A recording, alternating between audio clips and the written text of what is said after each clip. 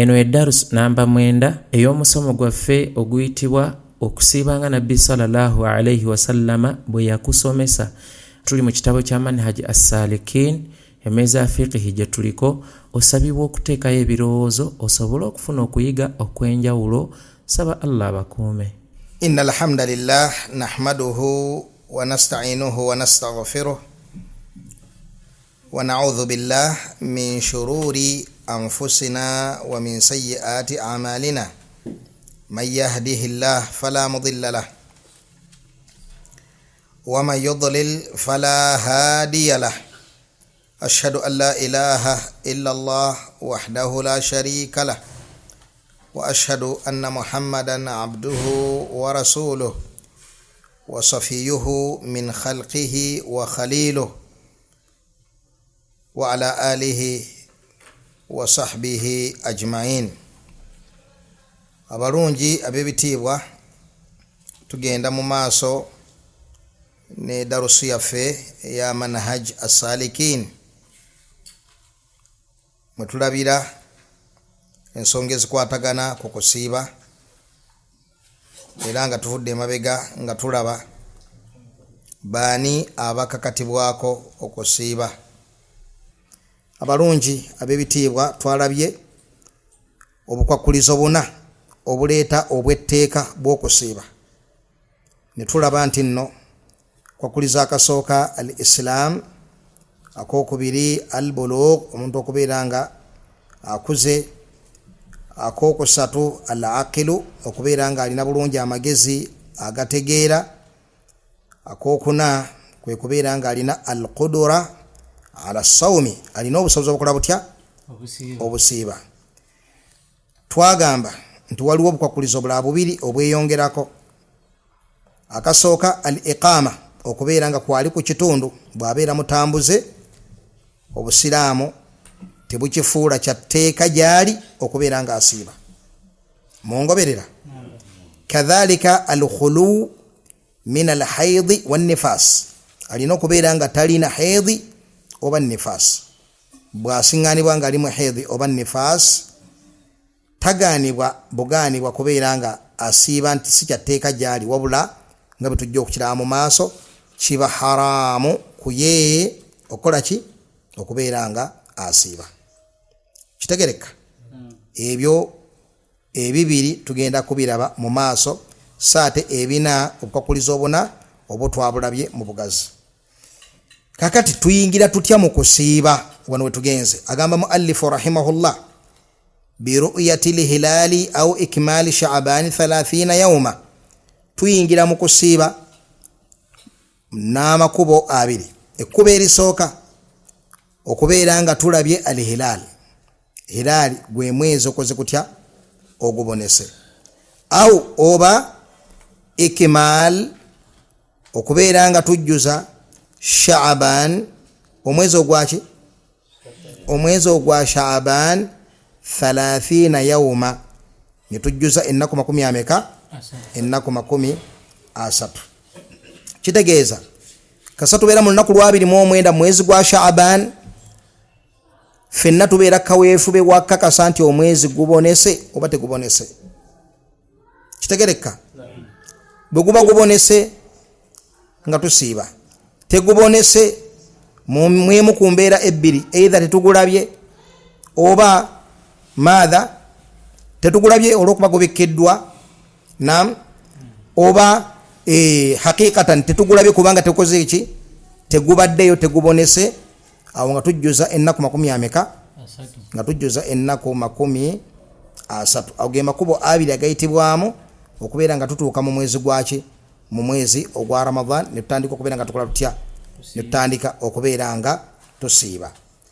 Qala alayhi salatu wassalam, ombaka yagamba, idha ra'aytumuhu fasumu, bwe mbeera mulabye omwezi mukole mutya? Musiibe. Wa idha ra'aytumuhu, bwe mba mugulabye, fa aftiru, mukole mutya? Musiibulukuke. Yaani wano nga tulabye omwezi ogwaki? Ogwa Shawwal, ogutufulumya muki? Mu Ramadan. Kwe kulaba okw'omulundi ogwokubiri nabbi kwayogeddeko wano. Okusoose ogulaba nga gutuyingiza Ramadan, musiibe. bwera bwe mba mugulabye musiibulukuke ogulaba okwokubiri okw'omundi ogwokubiri kwe kugulaba nga gutufulumya muki mu Ramadan.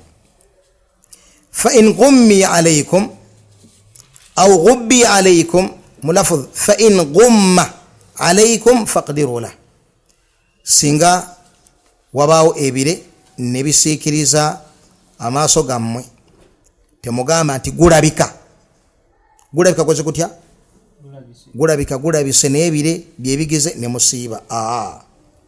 Wano tuyigawo nam nti ihtiyat efaanaganako bwetyo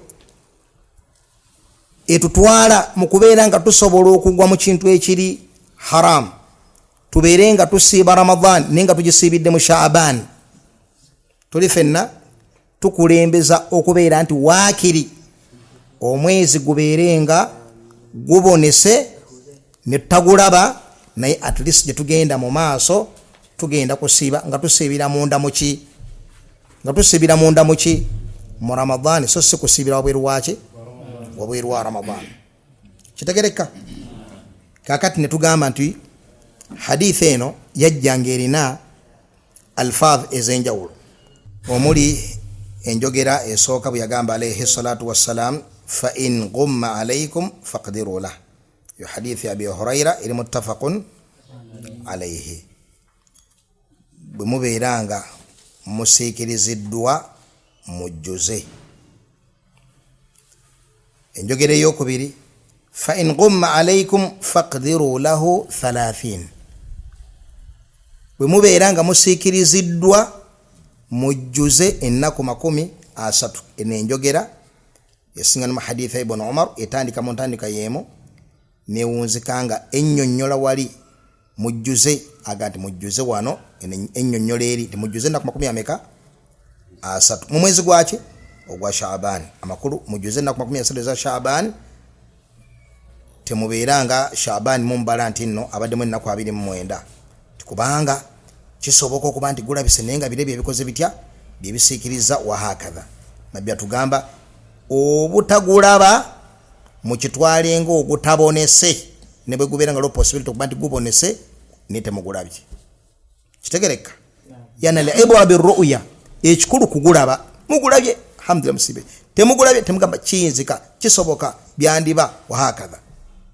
Kitegereka lafudhi eyokusatu fa in ghumma alaykum fa akmilu iddata Sha'ban 30. Ino hadithi nayo ya Abu Huraira eri mu Sahih Imam al-Bukhari. Mujjuze ennaku 30 ezaki ez'omwezi ogwa Sha'ban.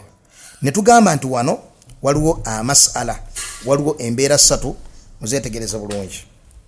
Embeera esooka kwe kubeera nti nno abasiraamu baagadde okulaba omwezi era ne bukeesa ku makya ne beetegereza ne batunula, naye amazima ne babeera nga tebalina kyonna kye balabye ku ggulu ng'ate eggulu lirikirya bulungi.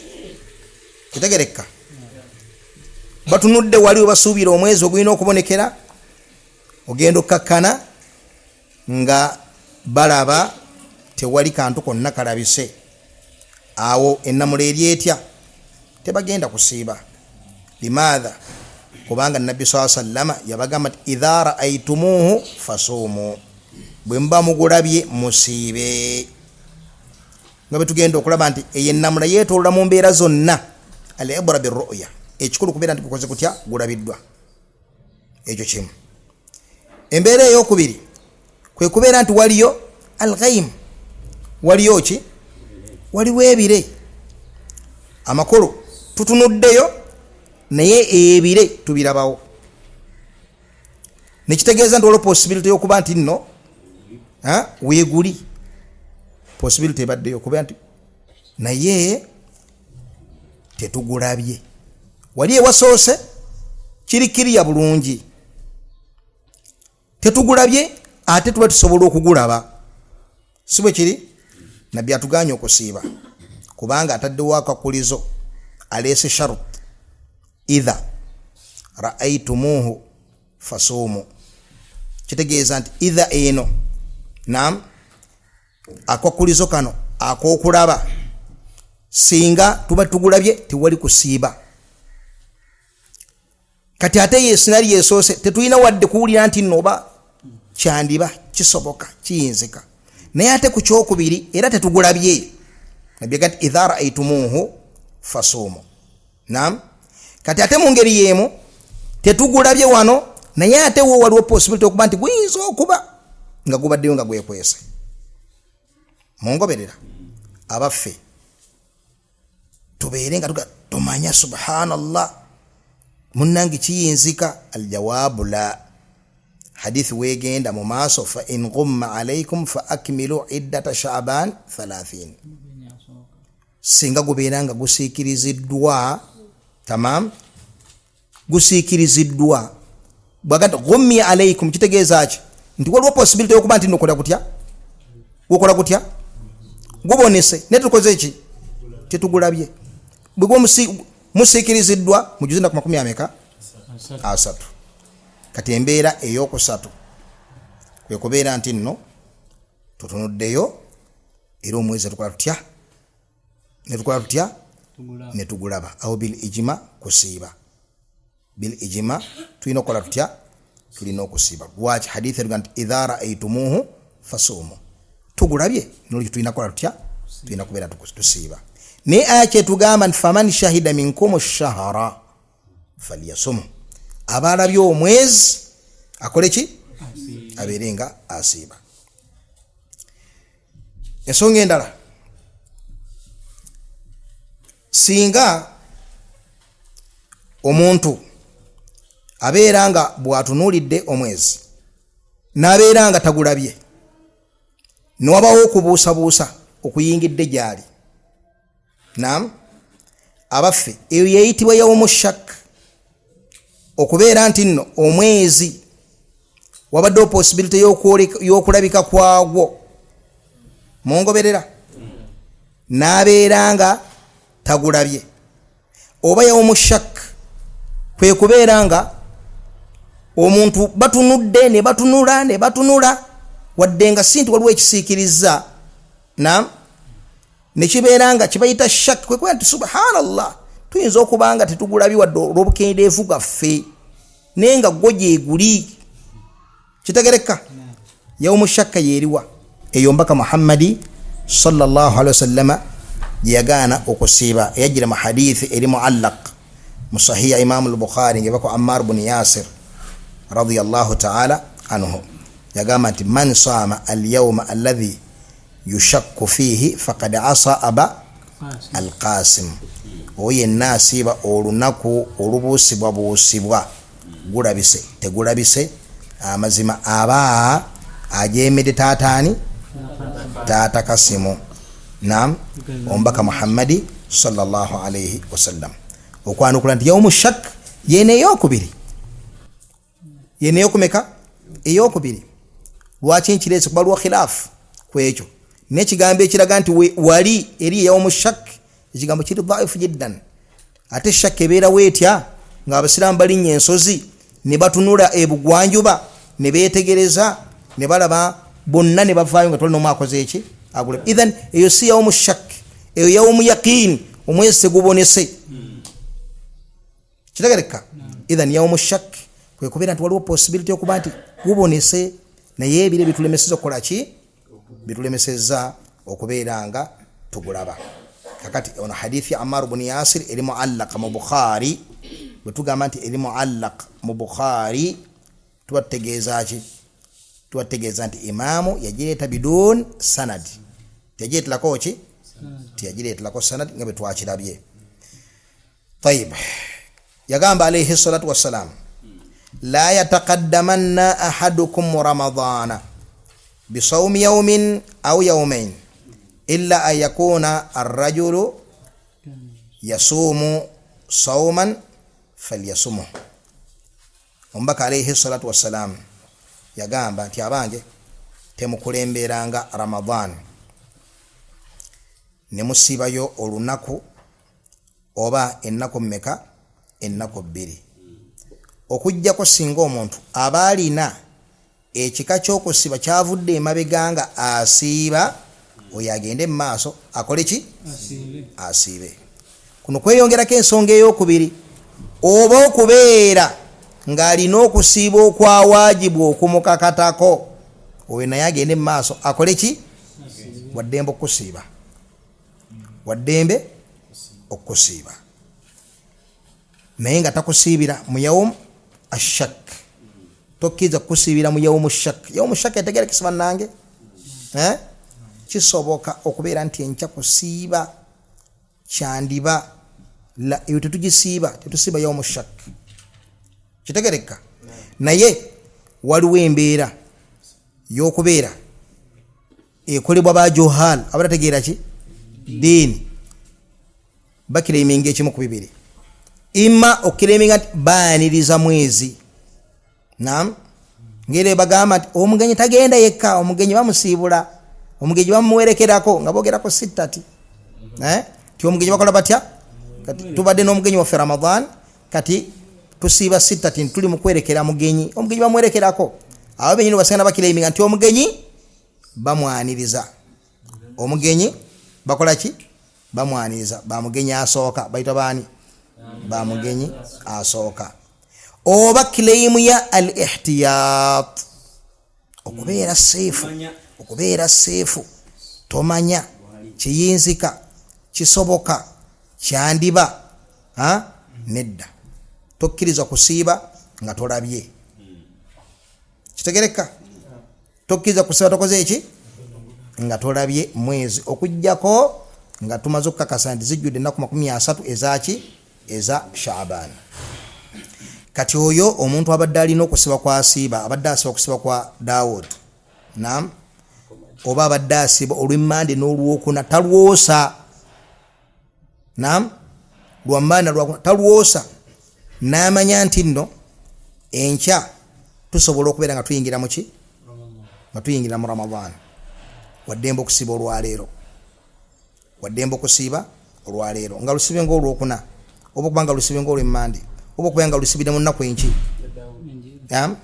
Zisoboka okubeera enjeru. Wangi? Obanga agambye nti umura yekata. Ebanga umura yekata. Umura yekata ne Saudi eriye singo obwangu, eriwe singo okubeera ya rais. Aywa. Kakati kitegeeza nti no sinadwa ntejjirawo. Nga we mmanyi nti nno munnange waliwo ekibuuzo omuntu kyabuuza nekigira nekimwanika. Naye ate oluusi omuntu asobola kibuuza nga hakikatan tiyasirikidde busiriikirizi si kuba nti namulaba takikola atya? Aba tagimanyi.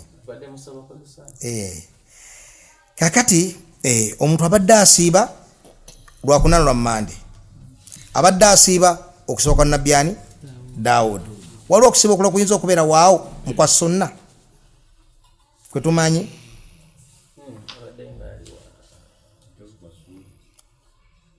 Okwo kwe kwangu tuyinza okuleeta ng'ekyo okulabirako. Si bwe kiri? Ate singa abadde nga olunaku olwo olulayo okuyingira mu Ramadan lukwataganye ne Arafa.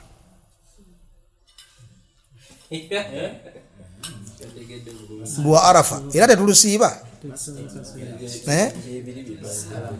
Tetulusiiba. Kitaya tekisoboka. Kubanga Arafa esiŋŋaanibwa eri mu Dhuli ki? Kati ate wano tuli ku Shawwal. Si bwe kiri? Tuli ku ki? Tuli ku Shaaban.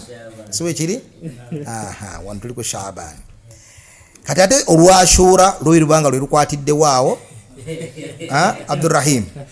Awo lwo tulusiiba olwo. Si bwe kiri? Lwaki? Tebikwatagana. Kubanga Ashura esiŋŋaana omwezi ki? Ogwa Muharram. Jazakallahu khairan. Kale ebyokulabirako ebyangu lwe lwokuna n'olw'emmande oba okuba nti omuntu abadde asiba okusiba kwaki? Okwa nabbi Daawud alayhi assalatu wassalaam. Tumugaana okusiiba nga yenkola ye tayosa. Tumugamba nedda siiba. Nedda kola otya? Siiba. Kubanga nabbi yamuta olwa fadhuli ye rajul mu'tadi sawm. Waddembe okola ki?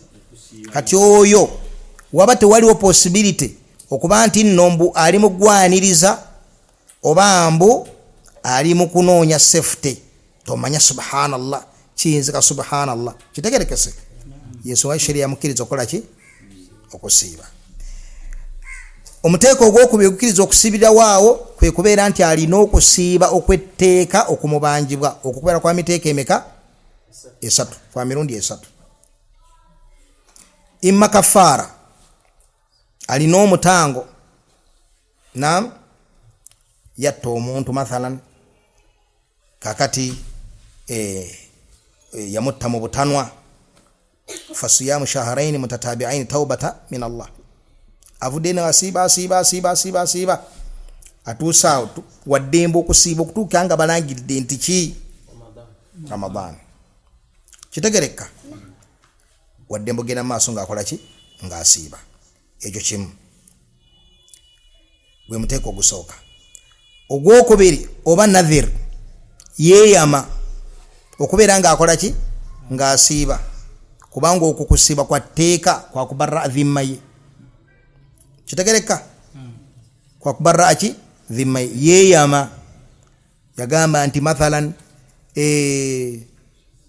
omwana wange Allah bw'oli mukomyawo ndisiba ennaku 3 Allah n'amukomyawo kitegereka asiba ennaku ezo 3 wujuban ziba zatteeka okukola ki okuzisiiba yufuuna binnadhir wa yakhafuuna yawman kana sharruhu mustatira kiba kyatteeka kuye okusiiba ennaku ezo 3 akkirizo zisiibira waawo aljawaabu naam kubanga okusiba kwaki kwatteeka ani ajjukira omuteeko ogwokusatu okusiba okwetteeka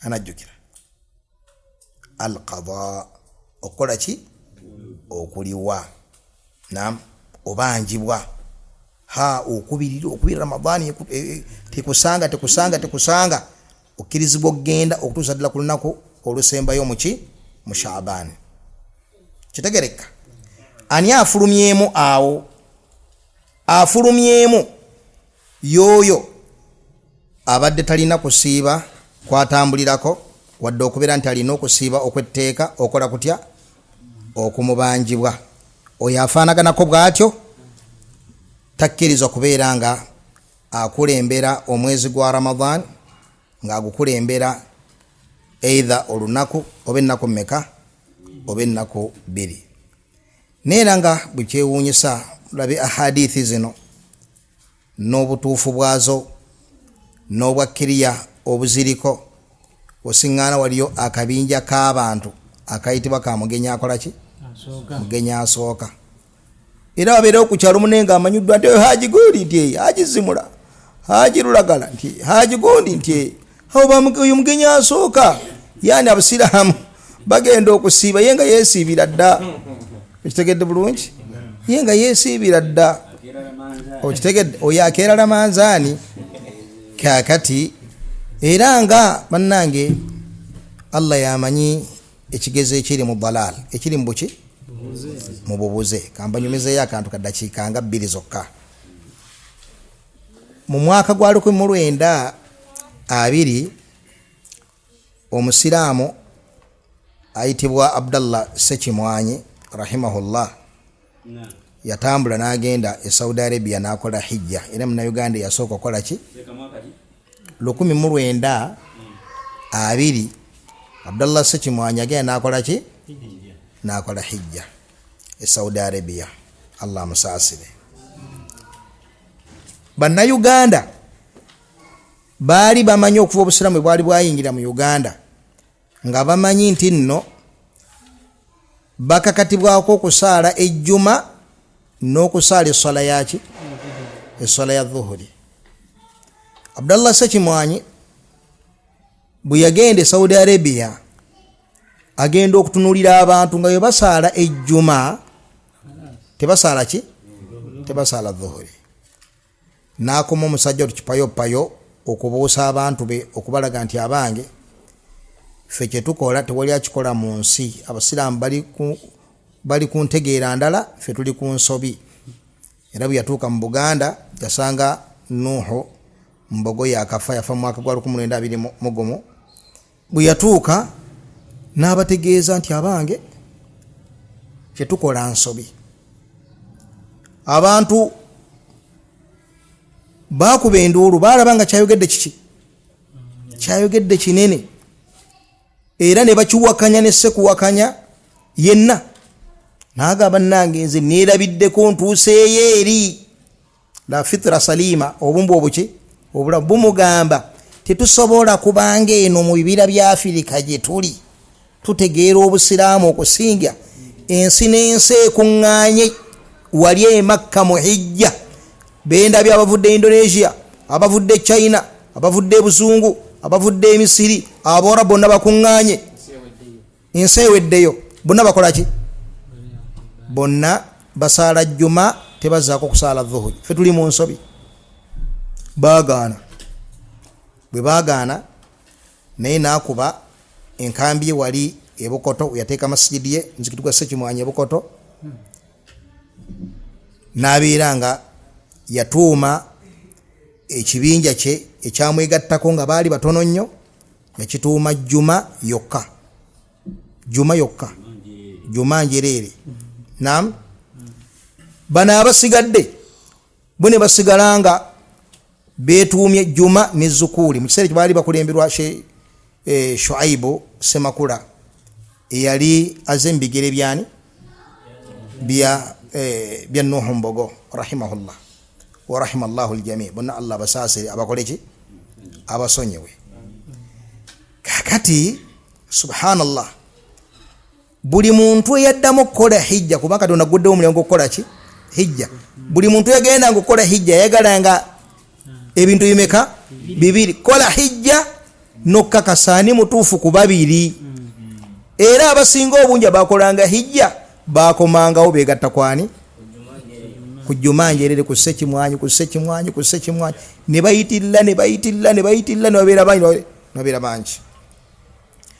Obutakuluisaawo olwaleero ensi yonna yategeera dda naam nti Juma esaalibwa yokka. Nabbi kye yaleeta iri mu kyetulaga, n'abasiraamu mu nsi yonna kyebakola batya, kyebakola. Abali e Buwarabu, abali luddawa, bali ebinja by'ababuze bingi, byonna biri ku nnono eyo. Basuufi, bazikiri, bakhawariji, baki bonna bakyegattako nti ejjuma tesinkana naki na dhuhuri. Bwabaawo ejjuma tewali dhuhuri, bwatabaawo ejjuma awo dhuhuri ngeri kekola etya.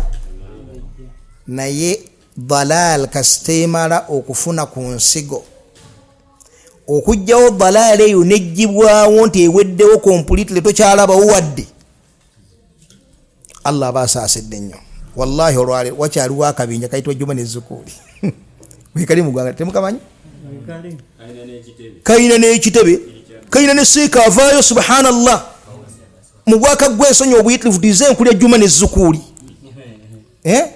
Nze nkulya Juma naki ne Zukuuli. Faba Juma ne Zukuuli nga tebakwatiddwamu nsonyi wadde.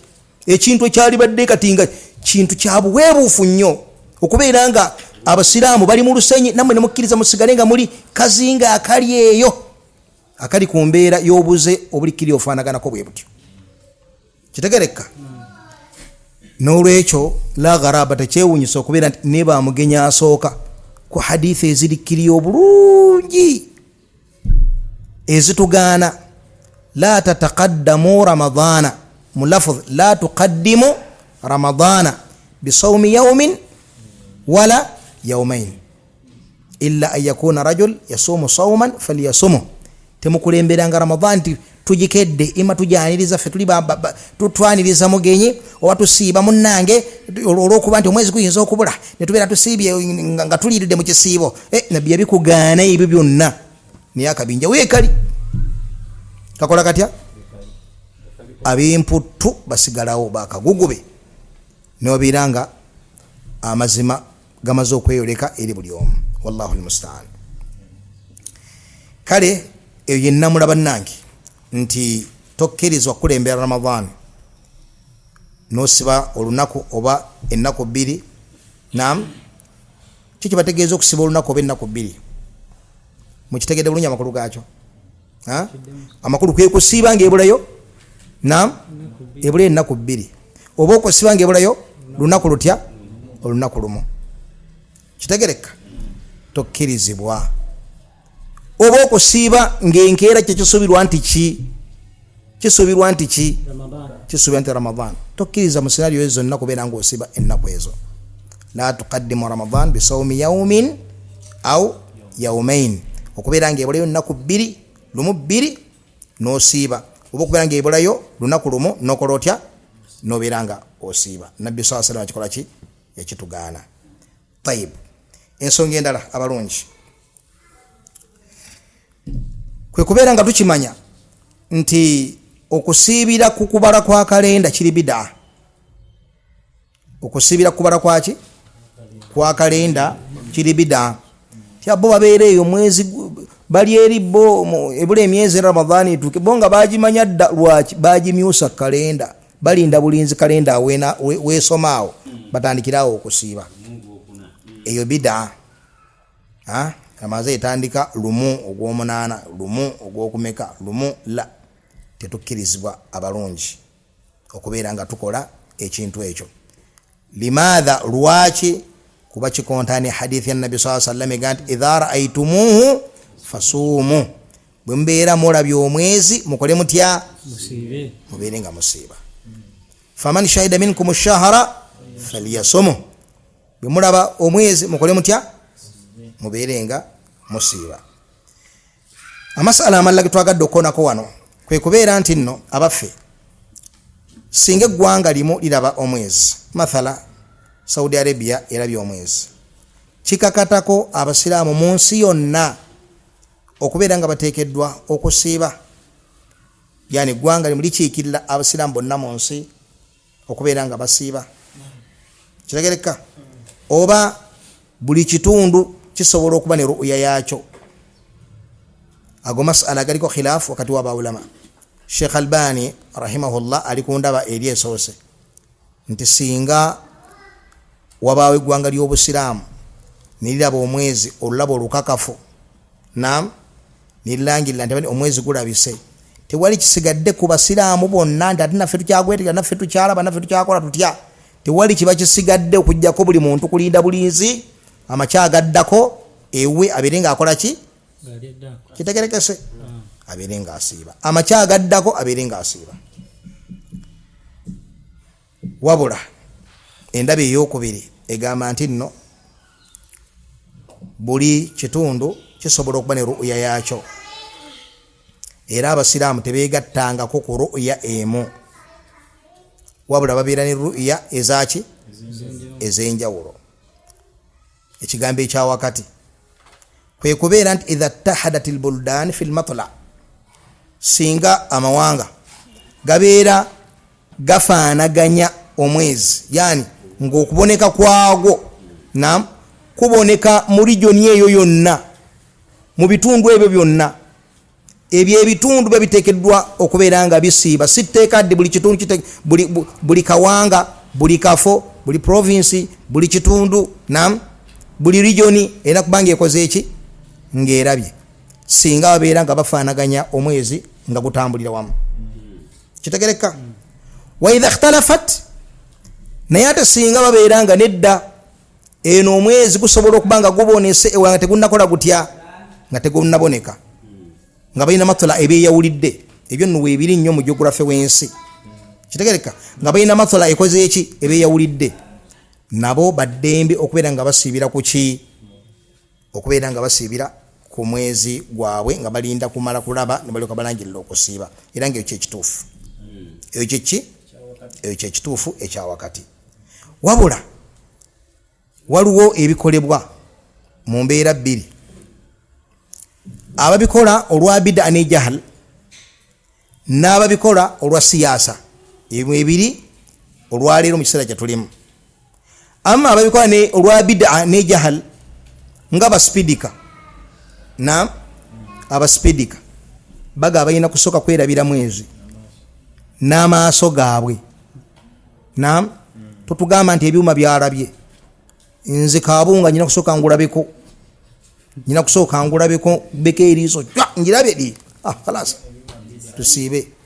Naam, aha kakati awo badullal ku nsonga eno mukhtiun bali kuki bali ku nsobi ku nsonga eno era ogenda okakana nga bafarrakiza abasiraamu b'eggwanga bamanyiddwa nti bonna basiba olusiba lumu bo nga bataddewo olusiiba olwabwe olukoze eki olubeeyawulidde yoye spidika abo kyebakola kikyamu tekigwa mu masala gano kubanga matulaa yaffe Uganda efaanagana ne matulaa ya Saudi Arabia ne regioni zonna ezeetooloddewo awo amawanga gatwetoolodde galina matulaa efaanagana yaki ne ya Saudi Arabia twesingako bwesi kyebayita matulaa ye time zone nam twesingako bwesinzika ki twesingako bwesinzi budakiika gubonese wano khalas yonna kitegeeza nti nno ebitundu ebyo nga bitufaanaganya omwezi fenna tugenda kubeera nga tusiiba embeera eyokubiri yeyebyobufuzi nam osiŋŋaanayo amawanga agakwata ensonga y'omwezi n'okusiiba ne gajingiza mu byobufuzi lwaki ife Iran Saudi tetumalira kulaba lwaki bashia bali basunni fe tuli bashia nosiŋŋaana tuwabaawo akafo akalimu obushia nam kasobola okugaana okusiiba lwaki ko kalinda Irani erangirire oba kitegerekeka oba okubeera nti ffe tuli basuufi tetusiiba lwakulaba kwabo abasunni ffe tuli basuufi oba gubonese ffe tuli banca bwe bagamba nti gwanca ffe tuli baleero tuyinza n'okunya tugamba ffe tuli bakwosa nca abo gye bali abafaanaganako bwe batyo amawanga mangi gakola ekintu ekifaanako bwe kityo Omaani ekikola nnyo nam n'abo ababeera batambulira wansi w'embeera efaanaganako bwetyo kitegereka abo nno babeera ku ki babeera ku nsobi kakati abasiraamu babuuza nnyo ekibuuzo seekanze ndi Omaani nam kakati Saudi alangidde mwenna muli mu kusiiba ffe bagambye okusiiba nedda si kwanca kutandika kwosanca kitegereka tukole tutya kituufu ebadde egwana okubeera nga esiiba ne tesiibye tukole tutya aljawab okwanukula eggwanga ly'olimu bwe liba liganya okusiiba linda osiibe nalyo olwa hadithi ya Nabi sallallahu alayhi wasallam gyagamba alfitru yawma yuftiru nnas as-sawm yawma yasumu nnas walfitru yawma yuftiru nnas society yeweesiibidde naye woba okola otya ekyo ekikwatagana kambaya kaabwe ekiri wakati waabwe nani ne Allah tabaraka wa taala tosiiba kusiiba kweyawulidde n'olya yidi yekweyawulidde oba niweesanga ng'osiiba ennaku nnyingi kubanga ate munnange wakeera ayina abali bajjuza 3 kakanambu watogera kusiiba ennaku 30 mulumu wahakadha wabula linda osiibe naabo eyo nno ye ansa ku nsonga efaanaganako bwetyo kitegereka singa waliwo embeera ezibaawo omwezi nga tegwalabise mathala wabaddeyo ebire ne tugenda okukeera ku makya saawa tezinnawera dhuhuri ziringa 4-5 abalina amaaso amoojo kakana nga balabye omwezi nekitegeeza nti kitegeeza omwezi gwakoze eki gwalabise bawula baga la ibora biruyati nahar la ibora biruyati annahar okulaba omwezi okwemisana tekubalwa mu busiraamu wabula ogwo omwezi ogulabiddwa gubeera gutusindika kusiiba nkya so siga subhanallah omwezi gwalabise gwabadde ekitegeeza abange temuddamu kulya baana mumulekerawo kulya emmere mugijjeko guno abadde awatalindako la mugende maaso mulye ebyo byaki omwezi gwe mulabye gwanca kubanga la ibra biruyati madha annahar ensonga bannaye tegerekese bulungi kandowooze nti insha allah ebyo tukonyeeko bitumalira وفق الله الجميع لما يحبه ويرضاه الحمد لله رب العالمين